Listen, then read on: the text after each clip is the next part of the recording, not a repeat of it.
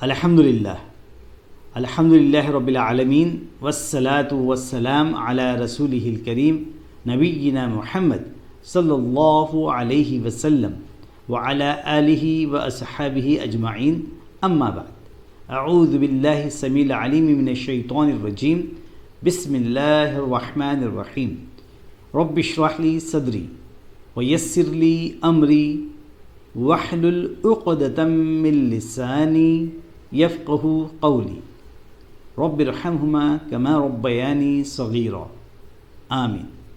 السلام علیکم ورحمۃ اللہ وبرکاتہ۔ ناظرین، آج کے ہمارے سبق کا عنوان ہے دنیا کی زندگی ہی سب کچھ نہیں ہے۔ دنیا کی زندگی ہی سب کچھ نہیں ہے۔ آخرت کی سعادت دنیا کی سعادت سے وابستہ ہے۔ آخرت کی سعادت دنیا کی سعادت سے وابستہ ہے۔ عقل مند کو جاننا چاہیے کہ یہ زندگی اس سے متصل ہے، ملی ہوئی ہے۔ زندگی ایک ہی ہے، غیب و شہادت، دنیا و آخرت، آج اور کل۔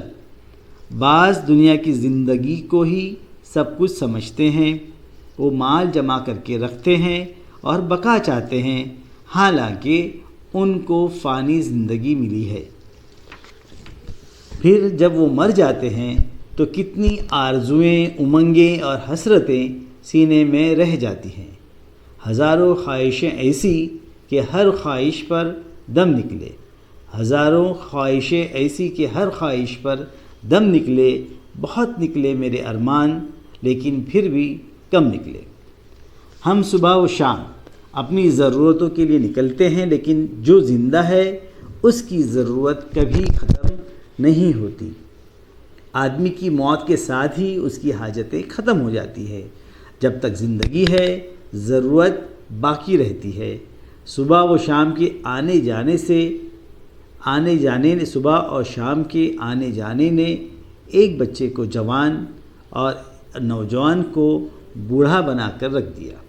جب ایک دن ڈھل جاتا ہے اور رات آتی ہے تو دوسرا دن نوجوان اور تر و تازہ نکلتا ہے۔ مجھے اپنے اوپر اور ارد گرد کے لوگوں پر حیرت ہوتی ہے۔ دور کی آرزوئیں، لمبے لمبے خواب، بڑی بڑی امنگیں، جیے چلے جانے کے ارمان، عجیب عجیب خواہشیں۔ پھر آدمی اس طرح چلا جاتا ہے کہ اس سے نہ کوئی مشورہ لیا جاتا ہے، نہ اس کا کوئی اختیار ہوتا ہے، نہ ہی اسے خبر ہوتی ہے۔ کسی کو نہیں معلوم کہ کل کیا کرے گا، اور کوئی نہیں جانتا کہ کس زمین میں مرے گا۔ سورہ نمبر 31 آیت نمبر 34۔ آپ کے سامنے ہم 3 حقائق پیش کرتے ہیں۔ پہلی یہ کہ جب آپ اپنے رب کے احکام، فیصلے، قضاء و قدر سے راضی نہ ہوں گے، اپنے رزق، صلاحیتوں اور پونجی پر مطمئن نہ ہوں گے تو سکون و اطمینان اور راحت کہاں ملے گی۔